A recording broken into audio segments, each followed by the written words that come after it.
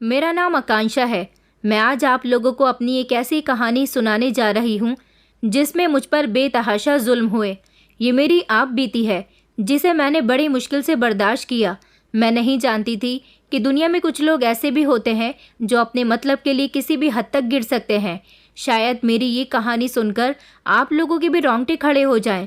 मैं जॉब करती थी। मेरा इस दुनिया में मेरे पापा के अलावा कोई भी नहीं था। मेरे पापा ऑटो चलाते थे।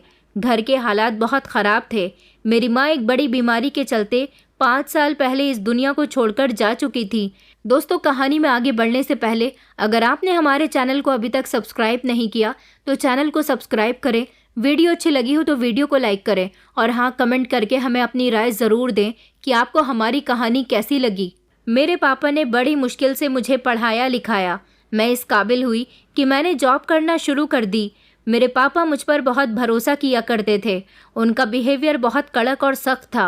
मैं अपने पापा को हमेशा भरोसा दिलाती थी कि मैं हमेशा आपके साथ रहूंगी और एक दिन सारी परेशानियां ख़त्म कर दूंगी। हम दोनों बाप बेटी मिलकर इतना कमा लिया करते थे कि 2 वक्त की रोटी इज्जत और सुकून से खा लिया करते थे। लेकिन वही बात कि कुछ ऐसा था जो अंदर ही अंदर तंग किए रखता था। बस सर पर मुसीबत आनी थी तो जाहिर सी बात है कि किस्मत भी तो हमें उस तरफ लेकर जाना चाहती है। वो मुसीबत मेरे सर पर तब आई जब मुझे प्रकाश नाम के एक लड़के से बेहद मोहब्बत हो गई। प्रकाश मेरे ही साथ जॉब किया करता था। हम दोनों एक ऐसी कंपनी में लगे हुए थे जहां पर हमें लोगों को फिटनेस के बारे में बातें बतानी होती थी। नौकरी करते करते ही मुझे उससे प्यार हो गया था, क्योंकि पहले हम दोनों के बीच दोस्ती हुई थी। मैं वहां पर ज़्यादा लोगों को जानती नहीं थी। प्रकाश एक ऐसा लड़का था जिसका बिहेवियर बहुत अच्छा था और मुझे उसका बिहेवियर बेहद पसंद आया तो मैं उसकी दीवानी हो गई। वो भी मुझसे बहुत प्यार करता था। हम दोनों ज़्यादातर एक दूसरे के साथ रहते थे, इसीलिए एक दूसरे को बहुत अच्छी तरह से जान गए थे। मगर कहते हैं ना कि कितना ही हम किसी के साथ अच्छा समय गुजार लें, लेकिन जब इंसान नियत बदलता है तो शायद हम उसकी नियत का अंदाज़ा नहीं लगा सकते कि उसके दिमाग में हमारे लिए क्या चल रहा है। मुझे इस कंपनी में नौकरी करते हुए अभी 6 महीने हुए थे।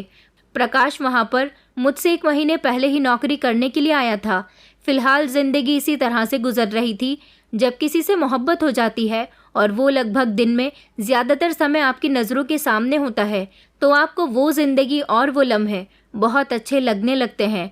घर आते ही मुझे सबसे पहले अपने पापा के लिए खाना बनाना होता था, क्योंकि पापा बड़ी मेहनत से दिन के 1000 रुपये कमाया करते थे, जिसमें से 300 रुपये उन्हें ऑटो के मालिक को देने होते थे, क्योंकि ऑटो मेरे पापा का नहीं था, वो किराए की गाड़ी चलाते थे। मुझे भी नौकरी करते हुए थोड़ा ही समय हुआ था, इसीलिए मेरी सैलरी भी बहुत कम थी। इस बढ़ती हुई महंगाई के समय में मैं सिर्फ 20,000 रुपये महीना की जॉब पर लगी थी, क्योंकि इससे ज़्यादा सैलरी की जॉब मुझे कहीं मिल ही नहीं रही थी। प्रकाश और मैं एक दूसरे से फ़ोन पर खूब बातें भी किया करते थे और सारा दिन भी ज़्यादातर हम दोनों को एक साथ ही गुजरता था, इसलिए हम दोनों को एक साथ रहने की और बातें करने की आदत हो गई थी। प्रकाश मुझसे शादी की बातें किया करता था। मैं भी यही चाहती थी कि मेरी शादी प्रकाश के साथ हो, लेकिन एक दिन पापा ने मुझे एक ऐसी बात बताई जिसे सुनकर मेरे होश उड़ गए थे। पापा कहने लगे कि तेरा कोई अच्छा रिश्ता मिल जाएगा तो मैं तेरी शादी कर दूंगा। आखिर तू कब तक नौकरी करती रहेगी? मैं तो अकेला हूँ और सारी ज़िंदगी मुझे अकेले ही गुजारनी है, मगर मैं तेरी शादी किसी सरकारी ऑफिसर से ही करूँगा। पहले कहते थे कि तू जवान है, खूबसूरत है, ऐसी लड़कियों को आसानी से अच्छे रिश्ते मिल जाते हैं। पापा की बात सुनकर मैं चौंक गई थी। मैंने कहा, पापा ये आप क्या कह रहे हो? ज़रूरी नहीं है कि जिस लड़की की शक्ल अच्छी हो उसे गवर्नमेंट जॉब करने वाला लड़का ही मिलता है। पापा ने मेरी बात को बीच में रोकते हुए कहा कि लड़का नहीं, गवर्नमेंट जॉब करने वाला आदमी। अगर मुझे तेरे लिए अच्छी नौकरी करने वाला लड़का या आदमी भी मिल गया तो मैं तेरी शादी उससे खुशी खुशी करवा दूंगा। मेरी वजह से सारी ज़िंदगी तेरी माँ बहुत परेशान रही। आखिर मैंने तेरी माँ को दिया ही क्या है? बेचारी को बड़ी बीमारी लग गई थी। अगर मैं अमीर होता तो उसका इलाज करवाता और शायद वो बच सकती थी, मगर मेरी गरीबी की वजह से तेरी माँ इस दुनिया से वक्त से पहले ही चली गई। अच्छी ज़िंदगी नहीं दे सका। मेरी यही ख्वाहिश रहेगी कि या तो तेरी शादी किसी सरकारी ऑफिसर से हो या फिर किसी ऐसे बिजनेसमैन इंसान से हो जो बेहद अमीर हो, जिसकी करोड़ों की फैक्ट्रियाँ हों, दौलत शोहरत उसके कदम चूमती हो, क्योंकि मैं अपनी बेटी को सारी ज़िंदगी की खुशियाँ देना चाहता हूँ। मैंने कहा कि पापा, ज़रूरी तो नहीं कि अमीर इंसान के पास ही सबसे ज़्यादा खुशियाँ होती हैं। पापा कहने लगे कि हाँ बेटा, अमीर इंसान अपने रुपये पैसे की ताकत से सब कुछ खरीद सकता है। इस दुनिया जहाँ की एक एक खुशी भी खरीद सकता है, मगर गरीब इंसान कुछ नहीं कर सकता। गरीब इंसान सिर्फ दूसरों को खुश होता हुआ देखकर दूर से ही खुश हो सकता है और वो अपना दिल मार सकता है। उसे तो इतनी भी इजाज़त नहीं होती कि वो अपनी खुशी को पूरा करने के लिए अमीरों के करीब भी चला जाए। अमीर लोग सिर्फ अमीर लोगों से ही संबंध रखते हैं। इस दुनिया में गरीबों का कोई भी नहीं है। यही वजह है कि मैं चाहता हूँ कि मेरी बेटी की शादी अमीर परिवार में हो, ताकि तुझे इस घर में जो खुशियाँ पहले न मिल सकी, आगे भी तू उन खुशियों के लिए ना तरसे। तेरी शादी अच्छे घर में हो जाएगी तो तुझे किसी चीज़ के लिए तरसना नहीं पड़ेगा। मैं चाहता हूँ कि मेरी बेटी को हर खुशी मिले जिनकी तू हकदार है। मैंने कहा पापा, ज़रूरी तो नहीं कि इंसान को सारी ज़िंदगी की खुशियाँ ना मिलें तो वो अधूरा रह जाता है। पापा कहने लगे कि बेटा, तू मुझसे इतने सवाल क्यों कर रही है? बस जैसा मैं चाहता हूँ मैं वैसा ही करूँगा, चाहे जो हो जाए। पापा की बातें सुनकर तो मुझे ऐसा लग रहा था कि पापा मेरा अच्छा नहीं चाहते। वो चाहते हैं कि वो मुझे किसी अमीर इंसान के हवाले कर दे। वो ये नहीं सोच रहे कि उनकी बेटी की खुशी किस में है। गवर्नमेंट जॉब करने वाला इंसान अच्छा खासा उम्रदार होता है। मुझे तो डर लगता था कि कहीं पापा मेरी शादी किसी बूढ़े इंसान के साथ ना कर दे। कभी किसी दिन मेरे पापा का टकराव अगर किसी ऐसे इंसान से हो गया जो अमीर हो और कुंवारा हो, तो पापा मेरी शादी उसके साथ करने का फैसला फ़ौरन ही ले लेंगे, ये सोचे बिना कि उस अमीर इंसान के साथ उनकी बेटी खुश रहेगी भी या नहीं। शादी करने के लिए दो दिलों का मेल होना बहुत ज़रूरी है। मैं तो प्रकाश से मोहब्बत करती थी। मेरी बात प्रकाश से हुई तो मैंने उसे अपने पापा की सोच के बारे में सब कुछ बता दिया था। मेरी बात सुनकर पहले तो प्रकाश को बहुत गुस्सा आया था, लेकिन बाद में वो कहने लगा कि मुझे अब तुम्हारे पापा से डर लगने लगा है। देखो, मैं जल्द ही तुमसे शादी करना चाहता हूँ। मैंने कहा, मगर ऐसा कैसे हो सकता है?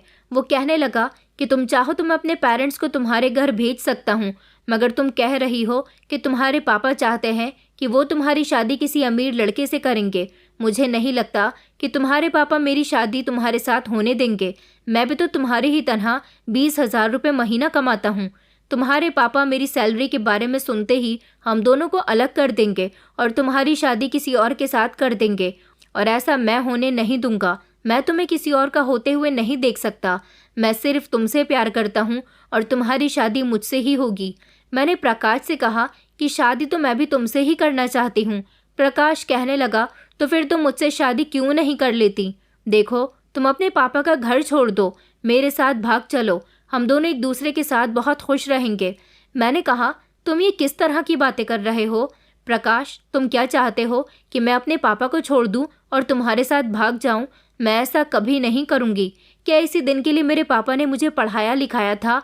अब मैं बड़ी हो गई, जवान हो गई, नौकरी करने लगी, समझदार हो गई, तो इसका मतलब ये नहीं कि मैं उनका भरोसा तोड़कर उनकी मर्जी के खिलाफ जाकर घर से भाग जाऊं और उनकी इज्जत की धज्जियां उड़ा दूं। मैं ऐसा कभी नहीं करूंगी। मुझे अपने पापा से बहुत प्यार है और सबसे ज़्यादा फिक्र तो मुझे उनकी इज्जत की रहती है। प्रकाश कहने लगा कि अच्छा, तो फिर तुम अपने पापा की इज्जत की फिक्र करती रहो। इसी फिक्र में वो तुम्हारी शादी किसी उम्रदार इंसान के साथ कर देंगे। वहाँ तुम्हें किसी चीज़ की कमी तो नहीं होगी, मगर तुम वहाँ पर खुश नहीं रहोगी। मैं जानता हूँ कि तुम्हारे दिल में सिर्फ मैं ही बसा हुआ हूँ। तुम्हारी खुशी मेरे साथ जुड़ी हुई है। प्रकाश मुझसे नाराज़ हो गया था और उसने गुस्से में कॉल कट कर दी थी। मुझे भी उस दिन प्रकाश की बातों पर बहुत गुस्सा आ रहा था। 2 दिन तक मैंने उससे कोई बात नहीं की थी। मैं जॉब पर भी गई तो वहाँ भी मैंने उसे इग्नोर करने की पूरी कोशिश की थी, मगर मैंने देखा था कि वो मुझे मनाने की कोशिश कर रहा था, लेकिन मैं फिर भी नहीं मान रही थी। लेकिन एक दिन कुछ ऐसा हुआ कि जिसने मेरे होश उड़ा दिए थे। पापा बहुत खुश नज़र आ रहे थे। पापा ने कहा कि बेटा, मैंने तेरे लिए एक बहुत अच्छा लड़का देखा है। पापा की बात सुनकर तो जैसे मेरे होश ही उड़ गए थे। पापा ने कहा कि लड़का बहुत अमीर है, मैं तेरी शादी उसके साथ करवा दूंगा। बस वो उम्र में तुझसे 10 साल बड़ा है, मगर उसे देखकर कोई बता नहीं सकता कि उसकी उम्र तुझसे पूरे 10 साल ज़्यादा है। देख, लड़का बहुत अच्छा है और ख़ानदानी है। उसकी सरकारी नौकरी है, बड़े से घर में रहता है। लड़के वालों को सिर्फ खूबसूरत लड़की चाहिए और पढ़ी लिखी भी, बाकी उन्हें दान दहेज भी नहीं चाहिए। और मेरी बेटी खूबसूरत भी है और पढ़ी लिखी भी है। कल वो लोग तुझे देखने के लिए आ रहे हैं, इसलिए तू कल अपनी जॉब पर मत जाना और अच्छे से तैयार हो जाना। अपनी कुछ सहेलियों को बुलाकर उनके साथ मिलकर नाश्ता भी तैयार कर लेना। पापा की इस बात पर मुझे बहुत गुस्सा आया था कि वो इतनी जल्दबाजी क्यों कर रहे थे। वो एक बार मुझे सोचने का मौका भी तो दे सकते थे। रात के टाइम पर मैं अपने कमरे में अकेली लेटी हुई थी। पापा के कहे हुए शब्द बार बार मेरे कानों में गूंज रहे थे कि कल तुझे लड़के वाले देखने आ रहे हैं। मैं उन लड़के वालों का सामना कैसे करती?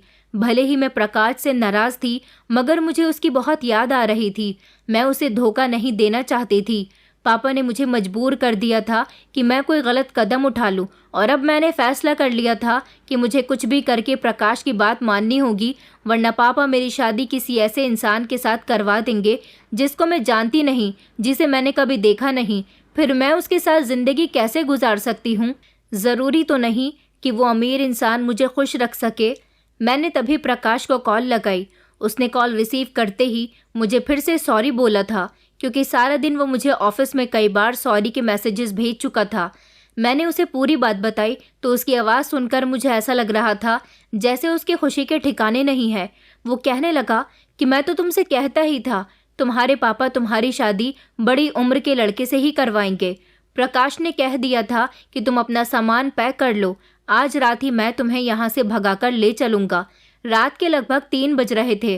पापा गहरी नींद में सो रहे थे। मेरे पापा ने बचपन से लेकर अब तक मुझे बड़े लाड प्यार से पाला था। न जाने उस समय मुझे अपने पापा क्यों बुरे लग रहे थे। क्या वो मेरे साथ इतना बुरा करने जा रहे थे जो मैं ये सब करने पर तैयार हो गई थी? क्या जो मैं करने जा रही थी वो बिल्कुल ठीक था? मुझे तो कुछ समझ ही नहीं आ रहा था। कहते हैं ना कि जब आपके दिमाग में कुछ शैतानी ख्याल होते हैं तब आप उन्हीं कामों को अंजाम देने की जल्दबाजी करते हैं। उस समय मैंने अपने सबसे प्यारे पापा को भी पलटकर नहीं देखा था और प्रकाश की बातों में आकर मैं वहां से निकल आई थी। प्रकाश का साथ पाकर मैं बहुत खुश हो रही थी। वो मुझे लेकर बस स्टैंड तक आ गया था और बस में बैठने के बाद हम लोग बहुत दूर आ गए थे। मैंने उससे कहा भी था कि तुम मुझे कहाँ ले जा रहे हो, हम अपने ही शहर में भी तो कहीं रह सकते थे ना। वो कहने लगा कि ऐसा नहीं हो सकता, तुम्हारे पापा अगर तुम्हें ढूंढते ढूंढते हम तक पहुंच जाते तो सारा इल्ज़ाम मुझ पर आ जाता। मैं खुद को कैसे बचाता? यहाँ तुम्हारे पापा नहीं आएंगे। मैंने कहा, लेकिन तुम मुझे कहाँ लेकर जा रहे हो, कुछ तो बताओ। तो वो कहने लगा, अरे अपने घर लेकर जा रहा हूँ, अपने पेरेंट्स के पास। मैंने कहा, तुम्हारे पेरेंट्स भी हैं? तो वो कहने लगा कि हाँ हाँ, मैं बिना पेरेंट्स के थोड़ी ना इस दुनिया में आया हूँ। मैंने कहा कि नहीं, मैं तुम्हें पिछले 7 महीनों से जानती हूँ, तुमने कभी मुझे अपने पेरेंट्स के बारे में बताया ही नहीं। इस हिसाब से मुझे यही लगा कि शायद तुम्हारे माता पिता इस दुनिया में ना हो। तो वो कहने लगा कि अरे कैसी बातें कर रही हो, मेरी माँ जिंदा है, मेरी एक बहन है और एक छोटा भाई भी है। तुम्हें देख करके वो लोग बहुत खुश हो जाएंगे। इतनी बड़ी खुशी की बात सुनकर तो मैं इतनी कंफ्यूज हो गई थी कि मैंने उसके बाद कोई सवाल प्रकाश से किया ही नहीं। प्रकाश मुझे इस अनजान जगह पर लेकर आ गया था जहाँ शायद मैं किसी को नहीं जानती थी। हर कोई मेरे लिए नया था। ये एक बड़ा सा घर था। प्रकाश ने घर का दरवाज़ा बजाया तो एक जवान लड़की ने दरवाज़ा खोला था। मैं समझ गई थी कि ये लड़की प्रकाश की बहन है। प्रकाश ने उस लड़की को बताया कि ये तुम्हारी भाभी है, हम दोनों शादी कर चुके हैं। उसकी बहन के चेहरे पर एक अजीब सी मुस्कुराहट आ गई थी। उसने हम लोगों को घर के अंदर आने का रास्ता दिया था और फौरन ही घर का दरवाज़ा भी अंदर से बंद कर दिया था और वो चीख चीख कर अपनी माँ को आवाज़ लगा रही थी कि माँ जल्दी आ जाओ, भाई भाभी को लेकर आया है। सब लोग मेरे सामने इकट्ठा हो गए थे। घर में मेरा बहुत अच्छे से वेलकम किया गया था। मगर एक अजीब बात ये थी कि प्रकाश का घर भी अच्छा था, उसके घर वाले भी अच्छे थे, तो फिर वो दूसरे शहर में जाकर 20,000 रुपये की नौकरी क्यों कर रहा था? वो चाहता तो अपने शहर में भी कोई नौकरी कर सकता था या फिर किसी और तरीके से किसी काम को अंजाम दे सकता था। उसे इतनी दूर जाकर पैसा कमाने की क्या ज़रूरत थी? फिलहाल इस सवाल को मैंने उस समय इग्नोर किया था क्योंकि मेरी खुशी के तो ठिकाने नहीं थे। मुझे नहीं पता था कि प्रकाश से शादी करने के बाद इतनी ढेर सारी खुशियाँ मेरा इंतज़ार कर रही होंगी। मगर ये खुशियाँ असली नहीं थीं। ये खुशियाँ सिर्फ दिखावे की खुशियाँ थीं। प्रकाश का बिहेवियर भी मेरे साथ बहुत अच्छा था। प्रकाश की माँ बड़ी अजीब सी औरत थी। उन्हें देखकर ऐसा लगता ही नहीं था कि वो प्रकाश की माँ है। बहुत अजीब सी मोटी सी ऐसी औरत जो देखने में थोड़ी खतरनाक भी थी। मैंने प्रकाश से उसके पापा के बारे में पूछा तो उसने बताया कि मेरे पापा इस दुनिया से जा चुके हैं। उसकी फैमिली बहुत अच्छी थी। ये लोग मुझसे बहुत प्यार करते थे। शादी के बाद लगभग 1 हफ्ता मेरा प्रकाश के साथ बहुत अच्छा गुजरा था, मगर इस एक हफ्ते में मैंने इस घर में बहुत कुछ अजीब सा देखा था। एक बात तो ये थी कि यहाँ आने के बाद प्रकाश में भी बहुत सारे बदलाव आ गए थे। वो कोई काम धंधा नहीं करता था। मैंने कई बार उससे कहा भी था कि तुम्हें नौकरी ढूंढनी चाहिए, मगर वो मेरी बात पर कह देता कि तुम इस बात की फिक्र मत करो, मैं जल्द ही नौकरी ढूंढ लूँगा। जबकि उसका छोटा भाई सारा दिन घर में इधर से उधर घूमता रहता था। न जाने वो किस तरह का इंसान था। उसकी घिनौनी नज़र मुझ पर रहती थी। मैंने सोचा भी था कि मैं इसकी शिकायत प्रकाश से करूं, मगर अभी मैं यहाँ पर नई थी, इसलिए ज़्यादा किसी से कुछ कह नहीं सकती थी। मैं ये सब कुछ बर्दाश्त कर रही थी। उधर मेरी सास और नंद भी मुझसे कोई बात नहीं करती थी। ये लोग सिर्फ अपने काम से काम रखती थी। और हर रात प्रकाश मुझे कमरे के अंदर बंद करके कहीं चला जाता था, क्योंकि कई बार ऐसा हुआ था कि जब रात बीच में मेरी आंख खुली थी तो मुझे प्रकाश कहीं नज़र नहीं आया था, और जब मैं दरवाजे तक पहुंचती तो दरवाज़ा बंद होता था। न जाने रात के किस समय प्रकाश कमरे के अंदर आता। मैंने कई बार उससे पूछा भी था कि रात बीच में तुम कहाँ चले जाते हो, मगर उसने मुझे इस बारे में कुछ भी नहीं बताया। मुझे रात के समय ऐसा लगता था कि जैसे बाहर बहुत चहल पहल हो रही है।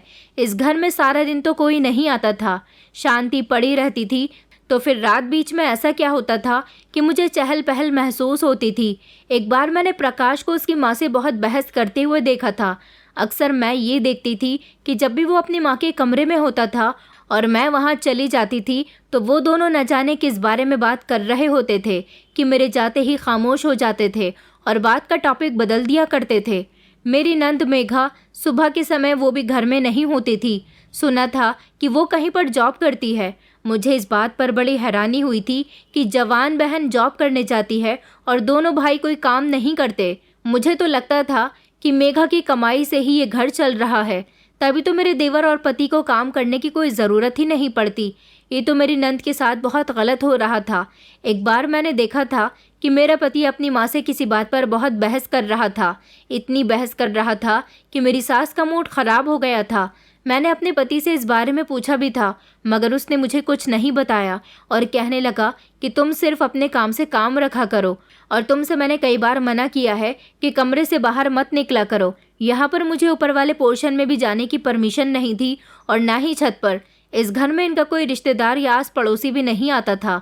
अगर मैं अपनी मर्जी से कमरे से बाहर निकलती भी तो प्रकाश मुझे ज़बरदस्ती कमरे के अंदर भेज दिया करते थे। एक बार प्रकाश ने मुझसे कहा कि उसे 2 दिन के लिए किसी काम के सिलसिले में बाहर जाना है। मैं अपना ख्याल रखूं और ज़्यादा से ज़्यादा अपने आप को कमरे की हद तक ही रखूं। मैंने प्रकाश से कहा भी था कि ये तुम्हारा घर है, इस घर में मुझे तुम्हारे कमरे के अलावा कहीं भी जाने की परमिशन नहीं है। यहाँ पर मेरे साथ ऐसा क्यों हो रहा है? मेरी इस बात पर प्रकाश खामोश हो गया और कहने लगा कि प्लीज़ आकांक्षा, जैसा मैं कहता हूँ वैसा ही करो। न जाने इसके पीछे ऐसा कौन सा रीज़न था। एक दिन मेरा छत पर जाने का मन कर रहा था। मैं छत पर जाने लगी तो मुझे फ़ौरन ही मेरी सास ने रोक लिया और कहने लगी कि हमारे यहाँ की बहुएं छत पर नहीं जाती। भला ये भी बड़ी अजीब बात थी कि छत पर जाने में क्या प्रॉब्लम थी। इस घर में मैंने अभी तक किसी को आते जाते नहीं देखा था और ना ही इन लोगों में से कोई घर से बाहर निकलता था, मगर मैंने अपनी सास को हर रात ऊपर वाले पोर्शन में जाते हुए देखा था। न जाने वहाँ पर ऐसा क्या था। मैं ये बात जानना चाहती थी कि ऊपर वाले पोर्शन में कौन रहता है, क्योंकि घर के बाकी सारे मेंबर तो नीचे ही रहते थे। प्रकाश यहाँ से 2 दिन के लिए जा चुका था। उसने मुझे नहीं बताया था कि उसे ऐसा कौन सा इम्पोर्टेंट काम है। मुझे ऐसा लगता था जैसे मुझ पर रोक टोक सिर्फ प्रकाश ही करता है। मेरी सास और नंद मेरे कमरे से बाहर निकलने पर कोई एतराज़ नहीं करती। मैंने सोचा कि प्रकाश के पीछे मैं कमरे से बाहर निकल सकती हूँ। उसे थोड़ी ना इस बारे में पता चल रहा है। आखिरकार ये सब घर के ही तो लोग थे। प्रकाश मुझे अपने घर वालों से बचकर रहने के लिए क्यों बोलता था? न जाने वो ऐसा क्यों कहता था। ये बात तो मैं नहीं समझ पाई थी, मगर मुझे किसी गड़बड़ का एहसास हो रहा था। सब कुछ बिल्कुल ठीक चल रहा था। प्रकाश मुझे बार बार फ़ोन करता रहता था।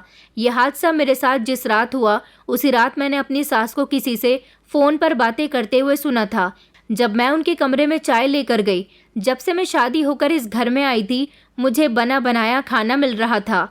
मेरा मन किया कि मैं अपने ससुराल के किचन में जाकर सबके लिए चाय बनाती हूँ। वैसे भी सर्दियों का मौसम चल रहा था। मेरी सास किसी से फ़ोन पर बात कर रही थी कि लड़की बहुत खूबसूरत है, मैं उसके ज़्यादा पैसे लूँगी और फिर आज रात ही मुझे उसे यहाँ से रवाना करना है। मेरी सास किस लड़की के बारे में बात कर रही थी और ये मोहित कौन था? मैं अभी कमरे के बाहर हाथ में ट्रे लिए कान लगाकर उनकी बातें ही सुन रही थी। इतने में मेरी नंद आ गई और मुझ पर जोर जोर से बरसने लगी कि कमरे के बाहर खड़ी हुई क्या कर रही हो। मैं बहुत घबरा गई। मैंने कहा कि कुछ नहीं, मैं तो बस मम्मी जी को चाय देने के लिए आई थी। उसने मेरे हाथ से चाय की ट्रे ली और मुझसे कहने लगी कि चलो जाओ अपने कमरे में। मैं अपने कमरे में आ गई थी। अभी लगभग शाम के 7 बज रहे थे। मैं यही सोच रही थी कि इस घर में मोहित किसका नाम हो सकता है, या फिर ये मेरी सास के किसी रिश्तेदार का नाम हो। मुझे बहुत तेज़ प्यास लग रही थी। जग में पानी भी ख़त्म हो गया था। मैंने सोचा कि मैं किचन से जाकर पानी ले आती हूँ। जैसे ही मैं कमरे से बाहर निकली तो मैंने देखा कि मेरी सास ऊपर वाले पोर्शन में जा रही थी। मैं भी धीमे धीमे कदमों से अपनी सास का पीछा करने लगी। आखिर मैं देखना चाहती थी कि ऊपर वाले पोर्शन में वो क्या करने के लिए जाती हैं। जैसे ही मैं ऊपर गई तो ऊपर एक बड़ा सा कमरा बना हुआ था जिसका दरवाज़ा बाहर से बंद था। मेरी सास ने वो दरवाज़ा खोला और वो कमरे के अंदर चली गई। मैं धीमे धीमे कदमों से दरवाजे के पास आई तो मुझे कुछ आवाज़ें आ रही थी। मैंने अपने कान खड़े किए। आखिरकार इस कमरे में कौन है? ऐसा लग रहा था जैसे कुछ लड़कियों के रोने की आवाज़ आ रही है। क्या यहाँ पर लड़कियों को कैद करके रखा गया था? मैंने दरवाजे की झिरी से झांक कर देखा तो मेरे पैरों तले से ज़मीन निकल गई। कमरे के अंदर 3 लड़कियां मौजूद थीं। उनकी हालत बहुत ख़राब हो रही थी। मेरी सास ने उनसे कहा कि तैयार रहना, रात को कस्टमर आएंगे। मैंने मेघा के हाथ तुम लोगों के लिए खाना भेजा था। तुमने अभी तक खाना नहीं खाया। अगर तुम लोग खाना नहीं खाओगी तो तुम्हारी हालत ख़राब हो जाएगी। और अब तुम लोगों को यहाँ पर 1 महीना गुजर गया। अब एक नई लड़की आई है। तुम में से किसी एक लड़की को अमेरिका जाने के लिए तैयार रहना है। उस लड़की के साथ मैं तुम में से किसी एक को भेजूंगी। वो लड़कियां रोते हुए कहने लगीं कि भाई तुम ये हमारे साथ क्या कर रही हो? प्लीज़ ऐसा मत करो, हमें जाने दो। तुमने पिछले 1 महीने से हमें कैद करके रखा हुआ है। मेरी सास ज़ोर ज़ोर से हंसने लगी और कहने लगी कि यहाँ पर तो यही होता है। जो लड़कियाँ नई आती हैं उनको कस्टमर के हवाले कर दिया जाता है और जब वो पुरानी हो जाती हैं तो उनको अमेरिका में सप्लाई कर दिया जाता है। इसी तरह से तो हम पैसा कमाते हैं। हमारी रोज़ी रोटी तो तुम ही लोग हो। अच्छा, अब रोना धोना बंद करो और खाना खाओ, वरना तुम लोगों का बहुत बुरा हाल करूँगी। तुम जानती हो ना कि यहाँ से भागने का तुम्हारे पास कोई रास्ता नहीं है। वो लड़कियां बेचारी गिड़गिड़ा रही थी, रो रही थी और मेरी सास उनके किसी बात को नहीं सुन रही थी। ये सब देखकर तो जैसे मेरे पैरों तले से ज़मीन निकल गई थी। इस घर में ये सब क्या हो रहा था? मेरी सास इतनी घटिया औरत थी। मुझे तो ऐसा लग रहा था जैसे मैं अपने पैरों पर नहीं खड़ी हूँ। मगर मैं ये नहीं जानती थी कि अब मेरा समय आ चुका है। उस समय तो मैं जैसे तैसे भागकर अपने कमरे में आ गई थी, लेकिन मैं ये नहीं जानती थी कि अब मेरी ज़िंदगी में एक ऐसा तूफ़ान आएगा जो मुझे पूरी तरह से बर्बाद करके रख देगा। मैं प्रकाश से बात करना चाहती थी, उससे कहना चाहती थी कि मुझे यहाँ पर नहीं रहना। मेरे पास मोबाइल भी नहीं था जिससे मैं प्रकाश से कांटेक्ट कर सकती। अब मुझे समझ आया था कि वो मुझे कमरे के अंदर रहने के लिए क्यों कहता था और बाहर चहल पहल क्यों होती थी। रात के समय यहाँ पर कस्टमर आते थे और इन तीनों लड़कियों को उनके हवाले कर दिया जाता था। इस तरह मेरी सास पैसा कमा रही थी। अभी भी मैं अपने कमरे में अकेली थी और यही सब सोच रही थी जब एक अनजान आदमी मेरे कमरे में घुसा चला आ रहा था। मैंने उसे चौंक कर देखा। मैंने कहा कि आप कौन हो? वो आदमी मुझे देखकर मुस्कुराया। उसने कमरे के अंदर आते ही बड़ी अजीब हरकत की थी। उसे देखकर मैं बहुत डर रही थी। मुझे ऐसा लग रहा था जैसे अब मेरी सास मेरा फ़ायदा उठाने वाली है। उसने कमरे का दरवाज़ा बंद कर लिया था, जिस पर मैं उस आदमी पर बरसने लगी। मैंने कहा कि तुम ये क्या हरकत कर रहे हो और तुम मेरे कमरे के अंदर क्यों घुसे चले आ रहे हो? निकल जाओ यहाँ से। आखिर तुम हो कौन? मैं ज़ोर ज़ोर से अपनी सास को और अपनी नंद को आवाज़ लगाने लगी, लेकिन मेरे इतने ज़ोर ज़ोर से चिल्लाने पर भी कोई मेरी मदद के लिए क्यों नहीं आया था। वो आदमी कमरे के अंदर घुसकर मेरे साथ ज़बरदस्ती करने की कोशिश करने लगा। मैंने कहा, ये तुम क्या कर रहे हो? छोड़ो मुझे। प्रकाश को ज़ोर ज़ोर से आवाज़ लगाने लगी कि काश वो इस समय मेरी मदद के लिए आ जाता। वो ये नहीं जानता था कि उसकी माँ ने उसकी पत्नी के लिए भी आज की रात कस्टमर बुलाया हुआ है। मैंने रो रो कर उस आदमी से कहा कि प्लीज़ मुझे छोड़ दो, मुझे जाने दो। वो कहने लगा कि ऐसे कैसे जाने दूँ? मैंने तेरे इन लोगों को कीमत दी है।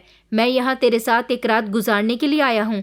यहाँ पर मैं नहीं बल्कि बहुत सारे लोग आते हैं और ये घर नहीं है, ये एक तरह का कोठा है। जहाँ पर यही धंधा होता है। उस आदमी की बात सुनकर तो जैसे मैं अपने पैरों पर खड़े होने काबिल न रही थी। वो मेरे साथ ज़बरदस्ती कर रहा था और मैं ज़ोर ज़ोर से चिल्लाने लगी, मगर ना तो उस आदमी ने मुझे बख्शा और ना ही मेरी किसी ने मदद की। वो आदमी मेरी इज्जत के साथ खेल चुका था। शायद प्रकाश मुझे अपनी माँ के इस काम से बचाना चाहता था, तभी तो यहाँ से जाते समय उसे मेरी बहुत फिक्र हो रही थी और वो मुझे कहकर गया था कि कमरे से बाहर मत निकलना। मैं अपनी किस्मत को बैठी रो रही थी। वो आदमी अपना काम करने के बाद वहाँ से जा चुका था। मैंने उस आदमी से अपने आप को छुड़ाने की बहुत कोशिश की थी, मगर वो एक ताकतवर मर्द था और मैं कमज़ोर सी लड़की थी, इसलिए अपने आप को उससे ना बचा सकी। मुझे इस समय अपने पति की बहुत याद आ रही थी। मैं फूट फूट कर रो रही थी। थोड़ी ही देर गुजरी कि प्रकाश की मम्मी कमरे के अंदर आई। उनको देखकर मुझे बहुत गुस्सा आया था। मैंने कहा कि आपने मेरे साथ अच्छा नहीं किया और आपने उन लड़कियों को भी कैद करके रखा हुआ है। मुझे आपकी सारी सच्चाई के बारे में पता चल गया। आप बहुत ही घटिया औरत हो। तभी तो प्रकाश मुझे आपसे दूर रहने को कहता था। आपको शर्म नहीं आई अपने बेटे के पीछे उसकी पत्नी के साथ ये सब कुछ करते हुए? मेरी बात सुनकर मेरी सास ज़ोर ज़ोर से हंसने लगी और कहने लगी कि कौन सा बेटा और किसका बेटा और कौन प्रकाश? वो प्रकाश नहीं, मोहित है, जिसे तू अपना पति मानती है, और वो ना जाने कितनी लड़कियों के साथ शादी का झांसा देकर उन्हें अपने प्यार के जाल में फंसाकर यहाँ तक ले आया है। और तुझे क्या लगता है कि तेरा पति किसी काम के सिलसिले में यहाँ से गया हुआ है? वो तो बाकी लड़कियों का बंदोबस्त करने के लिए गया है। कुछ दिन बाद फिर से कोई नई लड़की फंसाकर यहाँ ले आएगा, और वो मेरा कोई बेटा नहीं है और ना मैं उसकी माँ हूँ। ये मेरा एक ऐसा कोठा है जहाँ पर मैं खामोशी से अपना धंधा कर रही हूँ। हम पहले भी दूसरी जगह पर अपना धंधा किया करते थे, मगर वहाँ पुलिस की रेड पड़ गई थी। पहले हम लड़कियों को किडनैप किया करते थे, लेकिन अब हम लड़कियों को किडनैप नहीं करते, बल्कि मोहित अलग अलग शहरों में जाकर लड़कियों को अपने प्यार के जाल में फंसा लेता है और फिर उनको उनके घर से भगाकर यहाँ पर ले आता है। वो लड़कियाँ अपना सब कुछ छोड़ छाड़ कर यहाँ पर आ जाती हैं और समझती हैं कि वो अपने ससुराल आ गई हैं, मगर वो ये नहीं जानती कि वो यहाँ आने के बाद कितने बड़े नर्क में फंस गई हैं और फिर उन्हीं लड़कियों से हमारा धंधा चलता है। तेरा पति मेरा कोई बेटा नहीं है और ना ही उसने तुझसे शादी की है। ऐसी शादियां तो वो ना जाने कितनी लड़कियों से पहले कर चुका है और ना जाने कितनी लड़कियों को हम अमेरिका में सप्लाई कर चुके हैं। मगर तू नसीब की बहुत अच्छी निकली, उसे तुझसे मोहब्बत हो गई, तभी तो वो तुझे कस्टमर के हवाले नहीं करने देना चाहता था और हम लोगों की सच्चाई भी तुझसे छुपा रहा था। मगर अपने धंधे में हम किसी तरह की बेईमानी या कोताही बर्दाश्त नहीं करते। उसको मैंने बहाने से यहाँ से भेज दिया और अब उसके पीछे मैं तुझसे ढेर सारे पैसे कमाने वाली हूँ। इससे पहले वो यहाँ आकर तुझे बचा ले, मैं तुझे यहाँ से इतनी दूर रवाना कर दूंगी कि तू कभी उस जगह से वापस नहीं आ पाएगी। इतनी ही देर में उसकी बहन मेघा कमरे के अंदर दाखिल हुई और अपनी माँ से कहने लगी कि ए भाई, इसे चुप करवाना, ये इतना शोर क्यों मचा रही है? इसको देखकर बाकी लड़कियां भी परेशान होने लगेंगी। इसकी आवाज़ अगर उनके कानों तक पहुंच गई तो वो भी रोना धोना डालने लगेंगी। उसकी बातें सुनकर तो जैसे मेरे पैरों तले से ज़मीन निकल गई थी कि आखिर ये किस लड़कियों की बात कर रही थी। क्या वो आदमी जो कह रहा था वो सब सच था? क्या यहाँ पर मेरे अलावा और भी लड़कियाँ मौजूद थीं? मैंने प्रकाश की माँ की तरफ देखा तो मेघा ने अपनी माँ से कहा कि अरे भाई, वैसे भी अभी से सारी हकीकत के बारे में पता चल ही गया। ये अब ज़्यादा शोर शराबा करेगी, इससे बेहतर यही है कि इसे भी उन लड़कियों के साथ बंद कर दिया जाए। ये बात सुनकर मेरे होश उड़ गए थे। मैंने कहा कि ये तुम क्या कह रही हो? प्रकाश की माँ कहने लगी कि हाँ, ये सच कह रही है और यही सच्चाई है। मैंने कहा कि प्रकाश कहाँ है? उसे बुलाओ, मैं उसके मुँह से सारी बात सुनना चाहती हूँ। उसने कहा कि वो तो अभी घर में नहीं है। अगर वो यहाँ होता तो कभी भी तुझे कस्टमर के आगे जाने नहीं देता। न जाने उसे तुझसे कैसा लगाव हो गया। हमने तो तुझे यहाँ धंधा करने के लिए बुलाया है और वो है कि तुझे कस्टमर के आगे सौंपना नहीं चाहता, मगर मैंने आज उसके गैर मौजूदगी में ये काम कर ही दिया। हमारी नज़र में खूबसूरत लड़कियाँ इसी काम के लिए होती हैं और मोहित है कि तुझे कोई नुकसान ही नहीं पहुँचने दे सकता। उस औरत की बातें सुनकर तो जैसे मेरे होश ही उड़ गए थे। प्रकाश का नाम प्रकाश नहीं बल्कि मोहित है और ये लोग उसका परिवार नहीं बल्कि एक ऐसा गिरोह है जो लड़कियों का व्यापार करते हैं। मैंने ज़ोर ज़ोर से चिल्लाना शुरू कर दिया। मैंने कहा कि मैं तुम में से किसी को भी नहीं छोड़ूंगी। मेरे ज़ोर ज़ोर से चिल्लाने पर यह बात उस औरत से बर्दाश्त नहीं हुई और उसने मेरे गाल पर एक ज़ोरदार थप्पड़ मार दिया। कहने लगी कि बस 2 घंटे और उसके बाद तो यहाँ से गायब हो जाएगी। मैंने कहा कि प्लीज़ प्रकाश को बुलाओ, वो मुझे जहाँ से लेकर आया है वहीं छोड़कर आएगा। मैं उसके साथ कभी नहीं रहना चाहती। मेरी ये बात सुनकर वो हंसने लगी और कहने लगी कि यहाँ पर आने का रास्ता है, मगर यहाँ से जाने का कोई रास्ता बना ही नहीं है। मैं मन ही मन अपनी किस्मत को कोस रही थी। प्रकाश कितना घटिया इंसान था। उसने अपना नाम पहचान सब कुछ बदलकर मुझसे मुलाकात की थी। इसका मतलब ये था कि वो यहाँ मुझे ही नहीं बल्कि और भी लड़कियों को लेकर आ चुका है और वो सारी ही लड़कियां उससे मोहब्बत करती थी। मैंने उस इंसान की खातिर अपने पापा को छोड़ दिया। मुझे इस समय अपनी गलती का बहुत पछतावा हो रहा था कि मुझे अपने पापा की बात मान लेनी चाहिए थी। अगर मैं उनकी मर्जी के मुताबिक शादी कर लेती तो शायद आज मुझे ये दिन न देखना पड़ता। प्रकाश की खातिर मैंने क्या कुछ नहीं किया। वो तो इतना घटिया इंसान निकला कि उसके बारे में सोच कर भी मुझे घिन महसूस हो रही थी। वो औरत मुझे कमरे के अंदर बंद करके चली गई थी। थोड़ी देर बाद जब वो कमरे के अंदर आई तो मैं फिर से डर गई। अब ना जाने वो क्या करने आई थी। मुझ पर तो सितम होने अब शुरू हुए थे। वो अपने साथ मेघा को लेकर आई थी, जिसको मेरी नंद बताया गया था। उसके हाथ में एक इंजेक्शन था। मैं उसे देखकर डरने लगी। बाई ने कहा कि चल उठ जा, अब तेरे जाने का समय आ गया। मैं ज़ोर ज़ोर से रोने लगी। मैंने उनके आगे हाथ जोड़ दिया और कहा कि प्लीज़ मेरे साथ कुछ गलत मत करो, प्लीज़ मुझे जाने दो। मैं तुम लोगों के बारे में किसी को कभी कुछ नहीं बताऊंगी। खामोशी से यहाँ से चली जाऊंगी। मगर उन लोगों ने मेरी एक न सुनी। बाई ने ज़ोर से मेरा बाजू पकड़ा। मेघा के हाथ में जो इंजेक्शन था उससे मुझे बहुत डर लग रहा था। मेरे लाख गिड़गिड़ाने के बावजूद भी उन्होंने मेरी एक न सुनी और मुझे ज़बरदस्ती पकड़कर मेरे बाजू पर इंजेक्शन लगा दिया। न जाने ये किस चीज़ का इंजेक्शन था। मैं चीखती रही, चिल्लाती रही। थोड़ी देर गुजरी कि मेरी आंखों के सामने अंधेरा छाने लगा और फिर मैं बेहोश हो गई। न जाने मेरे बेहोश होने के बाद इन लोगों ने मेरे साथ क्या क्या किया था और मैं कब तक बेहोश रही, क्योंकि मैं कुछ नहीं जानती थी। लेकिन जब मुझे होश आया था तो मैंने देखा कि मैं किसी ऐसे कमरे में मौजूद हूँ जिसे देखकर ऐसा लग रहा था जैसे ये कोई लैब है। मैं घबराकर उठी। मैंने देखा तो मेरे बराबर में एक और लड़की लेटी हुई थी। ये लड़की तो वही थी जिसको मैंने घर के ऊपर वाले पोर्शन में बाई से बात करते हुए देखा था। इसका मतलब बाई जो उस दिन इन लड़कियों से बातें कर रही थी कि तुम में से कोई एक लड़की यहाँ से जाएगी, उस नई लड़की के साथ। वो नई लड़की कोई और नहीं बल्कि मैं थी और अब मैं ना जाने कहाँ आ गई थी। मैं बेड से उतरकर ज़मीन पर आई तो मेरा पूरा शरीर काँप रहा था। मुझे अजीब तरह की कमज़ोरी का एहसास हो रहा था। मैंने इधर उधर देखा तो मुझे यहाँ कोई भी नज़र नहीं आ रहा था। मैंने जल्दी से इस लड़की को जगाने की कोशिश की कि शायद ये लड़की भी मेरे साथ साथ बेहोश थी, मगर इस लड़की को होश ही नहीं आ रहा था। कमरे का दरवाज़ा भी बाहर से बंद था। मैं अपनी किस्मत को रो रही थी कि अब ना जाने आगे मेरे साथ क्या होने वाला है, ना जाने मैं कहाँ आ गई हूँ। तभी अचानक कमरे का दरवाज़ा खुला और कमरे के अंदर एक डॉक्टर आया था। इस डॉक्टर ने ज़बरदस्ती मेरा हाथ पकड़ा और मुझे बिस्तर तक ले जाने लगा। इसने अपनी नर्स को इशारा किया तो उसने दोबारा से इंजेक्शन तैयार किया।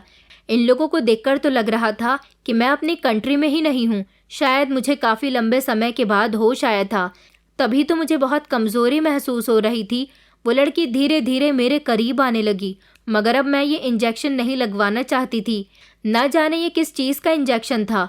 मुझे कुछ भी करके यहाँ से भागना था। ये एक ऐसा लैब था, इसके ठीक सामने सड़क जा रही थी और ये दूसरी वाली लड़की तो अभी तक बेहोश थी। न जाने इन लोगों ने इसके साथ क्या किया था जो इसे होश ही नहीं आ रहा था। वो नर्स मेरे करीब आई और डॉक्टर ने मुझे पकड़ लिया ताकि मैं भाग न जाऊं। वो लोग आपस में इंग्लिश में बात कर रहे थे। नर्स जैसे ही मेरे करीब इंजेक्शन लगाने के लिए आई तो मैंने नर्स के पेट पर इतनी ज़ोर से लात मारी कि वो दूर जा गिरी थी। और ये डॉक्टर जिसने मुझे मजबूती से पकड़ा हुआ था, मैंने झट से उसकी कलाई पकड़ी और उस पर ज़ोर से अपने दांत गाड़ दिए थे और मैंने झट से वहाँ से भागना शुरू कर दिया। मैं सड़कों पर भागती चली जा रही थी और वहाँ के लोगों से मदद की गुहार लगा रही थी। ये जगह मेरे लिए बिल्कुल अनजान थी। मैं नहीं जानती थी कि मैं भागकर कहाँ जाऊँगी। बस मुझे जो रास्ता दिखाई देता मैं वहाँ से भागती चली जा रही थी। वो डॉक्टर भी मेरे पीछे पीछे आ रहा था। यहाँ पर कोई भी इंसान मेरी पहचान में नहीं आ रहा था। काफ़ी दूर तक मैं भाग चुकी थी और फिर मेरी हालत ख़राब होने की वजह से मैं ज़मीन पर गिर गई। मैं ज़ोर ज़ोर से चिल्लाकर लोगों से मदद मांग रही थी जब एक गाड़ी मेरे करीब से गुजरी और उसमें मौजूद इंसान ने मेरा हाथ पकड़कर मुझे गाड़ी के अंदर खींच लिया। मेरे दिल में अभी भी बहुत डर था। मुझे लगता था जैसे आज मेरी ज़िंदगी ख़त्म होने वाली है। मैंने उस लड़के से कहा कि छोड़ो मुझे। उसने मजबूती से मेरा हाथ पकड़ लिया था। मैं ज़ोर ज़ोर से चीख रही थी, चिल्ला रही थी, मगर वो अपनी गाड़ी तेज़ रफ्तार से चलाकर मुझे एक ऐसी जगह ले आया था जिसके बारे में मैं नहीं जानती थी। मैं तो शायद इस पूरे शहर को ही नहीं जानती थी।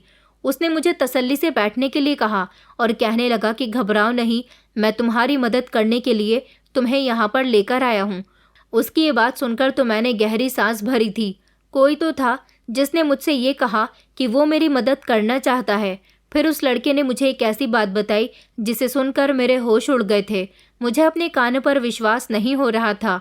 उसने बताया कि वो एक इंडियन पुलिस ऑफिसर है और ये जगह अमेरिका है। दरअसल पुलिस वालों को पता चला था कि दूसरे देशों के अलग अलग इलाकों से लड़कियां गायब हो रही हैं और उन लड़कियों को विदेश में सप्लाई किया जा रहा है, जिसमें सबसे पहला नाम अमेरिका का आता है। और उन बिकने वाली लड़कियों पर यहाँ पर एक तरह का एक्सपेरिमेंट किया जाता है। यहाँ कोई ऐसा साइंटिस्ट है जो अपनी दवाइयों का एक्सपेरिमेंट ऐसी जवान और ख़ूबसूरत लड़कियों पर करते हैं जिससे ये बात साबित हो सके कि उनकी दवाइयाँ कितनी असरदार हैं। ऐसे काफ़ी सारे केसेस सामने आए हैं जिसमें लड़कियों की मौत हो गई है और वो मौत इसी वजह से हुई है कि एक्सपेरिमेंट ठीक ना बैठने पर वो लड़कियां अपनी जान की बाजी खो बैठती हैं। और जब यहाँ पर उन लड़कियों की पहचान की गई तो वो लड़कियां इंडियन निकली। उन्हें यहाँ कौन लेकर आया, कैसे वो लड़कियां यहाँ तक पहुँची, इसी सब की इन्वेस्टिगेशन करने के लिए इंडिया से हमारी एक टीम यहाँ अमेरिका आई हुई है ताकि उन इंडियन लड़कियों के बारे में पता लगा सके जिनको यहाँ लाया गया है। हमारी टीम इस केम पर वर्क कर रही है। उधर इंडिया में भी उन लोगों का पता लगाया जा रहा है जो इस केस में शामिल हैं। यह सब की अलग ही पहचान है। जब मैंने तुम्हें सड़क पर चीखते हुए, चिल्लाते हुए देखा और मदद के लिए पुकारते हुए देखा तो मैं तुम्हें देखते ही पहचान गया था कि तुम इंडियन हो, इसीलिए मैंने तुम्हें बचाया। अब तुम मुझे बताओ कि आखिर तुम क्यों सड़क पर भाग रही थी। सबसे पहले तो मुझे सुकून इस बात पर मिला था कि मेरा सामना एक पुलिस ऑफिसर से हो गया था और मैं अब सेफ हूँ। मैंने उस पुलिस ऑफिसर को अपनी आप बीती बता दी थी। उसे ये सब कुछ सुनकर बड़ी हैरानी हुई थी कि किस तरह से उन लोगों ने मुझे यहाँ अमेरिका भेज दिया। मैं खुद बेहोशी में भी ये नहीं जानती थी कि वो लोग मुझे कैसे यहाँ तक लेकर आए।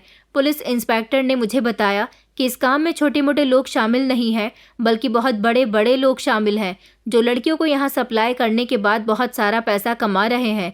जब इन लड़कियों पर एक्सपेरिमेंट ठीक नहीं बैठता तो उन लड़कियों को जान से मारने के बाद सड़कों पर फेंक दिया जाता है। अमेरिका में सनसनी उस समय फैली जब यहाँ की सड़कों पर इंडियन लड़कियों की लाशें बरामद हुई। फ्लाइट से तो ऐसी लड़कियों को नहीं लाया जाता, बल्कि एक बहुत बड़ी गैंग है जिसने इस काम को अंजाम दिया हुआ है। पुलिस ऑफिसर मुझे अपने साथ पुलिस स्टेशन ले गए और वहाँ जाने के बाद मेरे सारे बयान रिकॉर्ड किए गए।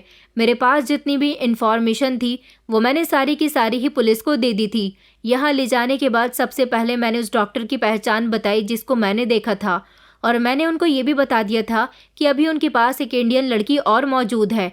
इस जगह पर मैं थी, उस जगह अफरा तफरी का माहौल हो गया था।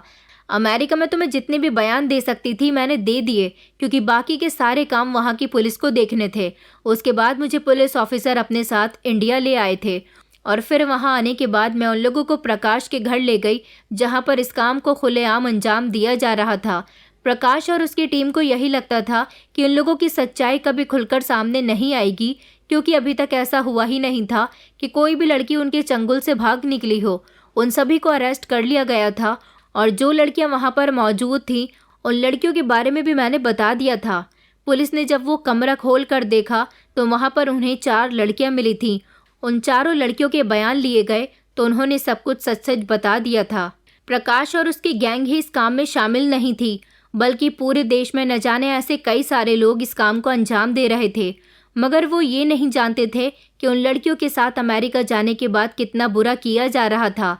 अमेरिका के एक पागल साइंटिस्ट जो वहाँ के लोगों को बेवकूफ़ बना रहा था, वो अपनी दवाइयों से बूढ़ों को जवान और जवान को बच्चा बनाने का दिखावा करता था। अभी तक उसकी कोई दवाई कामयाब नहीं बैठी थी, क्योंकि वो काफ़ी लंबे समय से इन लड़कियों पर एक्सपेरिमेंट कर रहा था। ये बेचारी लड़कियां ऐसे मर्दों की सताई हुई होती थी जिनके सामने इन्हें रात को छोड़ दिया जाता था, इसलिए इनके अंदर बहुत कमज़ोरी आ जाती थी और ये डॉक्टर की दवाइयों को बर्दाश्त नहीं कर पाती और इस दुनिया को छोड़कर चली जाती थी। ऐसी लड़कियां कई कोठों से अमेरिका ट्रांसफ़र हुई थी। अब की बार उस डॉक्टर को बिल्कुल फिट लड़की चाहिए थी जो उसकी दवाइयों का असर झेल सके। मेरा ये लोग ज़्यादा इस्तेमाल नहीं कर पाए थे, इसलिए मुझे ज़्यादा कीमत पर अमेरिका भेजा गया था और इसे डॉक्टर ने क्लाइंट के हाथों बाई को मेरी मोटी रकम भेजी थी। वो डॉक्टर मुझ पर और उस लड़की पर भी इसी तरह के एक्सपेरिमेंट करने वाला था, मगर भगवान की कृपा से मैंने वहाँ पर शोर मचाना शुरू कर दिया और मैं मौके की तलाश करते हुए इसके लैब से निकल आई थी। पुलिस ने लोगों को अरेस्ट कर लिया था। अमेरिका से खबर आई कि उधर उस डॉक्टर और उसकी टीम को भी पकड़ लिया गया है और अमेरिका की सरकार ने उसे कड़ी से कड़ी सज़ा देने का वादा किया, क्योंकि हमारे देश की लड़कियों के साथ वहाँ उस डॉक्टर ने बहुत गलत किया। इधर काफ़ी सारे ऐसे गैंग का पर्दाफाश हुआ था जो इस काम में शामिल थे। जब मेरा सामना प्रकाश से हुआ तो प्रकाश मुझसे माफ़ी मांग रहा था। वो कहने लगा कि मैं तुमसे सच में मोहब्बत करने लगा था, तभी तो मैं तुम्हें सावधान करने की कोशिश करता था। बाई ने मुझे धोखे से दूसरी लड़की को फंसाने के लिए भेज दिया, मगर वहाँ से आने के बाद मुझे पता चला कि इन लोगों ने तुम्हारे साथ बहुत बुरा किया। वो मेरे आगे शर्मिंदा हो रहा था, मुझसे माफ़ी मांग रहा था, मगर मैंने उसे माफ़ नहीं किया, क्योंकि वो मेरे साथ ही ऐसा नहीं बल्कि बाकी और लड़कियों के साथ भी काफ़ी गलत कर चुका था। और कोई लड़की ऐसी होती थी जो उसके साथ भागकर शादी कर लेती थी, तो कोई लड़की ऐसी होती थी जिसके आगे पीछे कोई नहीं होता, तो वो इस बात का फ़ायदा उठाकर उसे किडनैप कर लिया करता था। और इस तरह ये लोग कुछ समय उन लड़कियों को अपने आसपास रखते, उनसे खूब पैसा कमाते, और जब वो लड़कियां उनके काम की न रहती तो वो इन लड़कियों को अमेरिका सप्लाई कर देते थे। इन सब लोगों को भी बहुत कड़ी सज़ा हुई थी। जिससे हम मोहब्बत करते हैं वो हमें एक ऐसी मुसीबत में फंसा दे जिसमें से निकलना आपके लिए इम्पॉसिबल हो जाए। ऐसे इंसान को भला आप कैसे माफ़ कर सकते हैं? मेरी तो किस्मत अच्छी थी, तभी मेरी वजह से इतने सारे लोगों का पर्दाफाश हो चुका था।